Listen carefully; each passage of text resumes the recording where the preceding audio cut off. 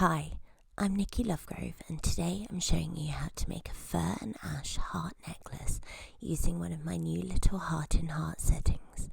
The hearts can be purchased as a kit with everything you need to add your loved one's ashes or hair or even your breast milk, and I offer them wholesale.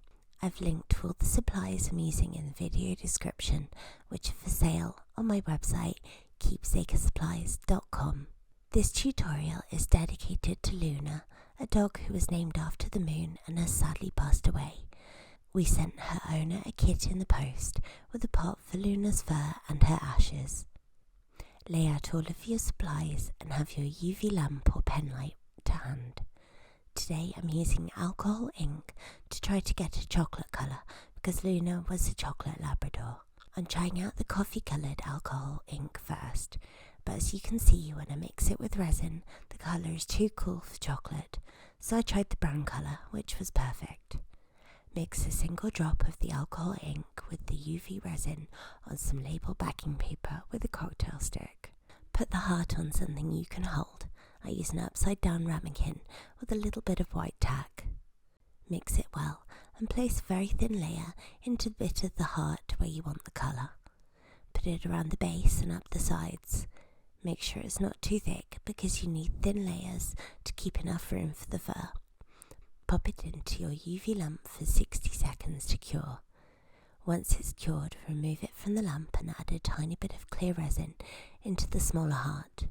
You could do this the other way round, but it might be tricky to get the hair into something that tiny. Luna's ashes are quite fine, so I'm not grinding them any further. I use a cocktail stick to transfer some into a thin layer.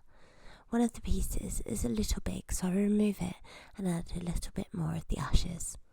Then add another thin layer of the tinted resin to the larger heart area and cure for 60 seconds. Tidy up your workstation with biodegradable cleaning wipes.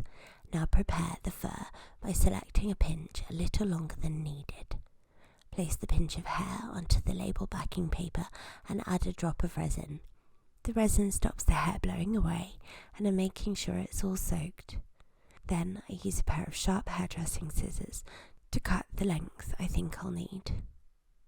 I'm cutting at an angle so some strands are longer. I know the fur is going to curve round a little bit and there's some guesswork involved.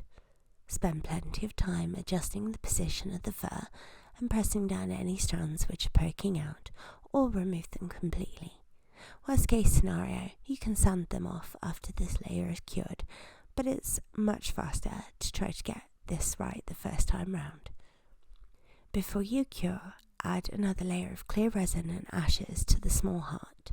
You could definitely add a resin sparkle mix, but this client wanted classic ashes without colour in the ring I'm making her, so I thought I would do the same on this charm, which I'm doing pro bono. Cure this layer and check it afterwards to make sure it's slightly dipped at the top or concave. I'm so grateful to Luna's family for permission to film this video as part of my series of courses to make breast milk and memorial jewellery. The final layer will be clear resin, which I messed up a little bit here. You can see air bubbles coming out, which I could have avoided by putting the first drop from the spout onto label backing paper, then using the second drop to fill the charm. So I'm using patience and a cocktail stick to remove the bubbles. There are other ways to remove them, but this is my favourite. If you're enjoying this video, please give me a like. Let me know in the comments if you've ever had issues with bubbles in resin and what have you used to try and remove them.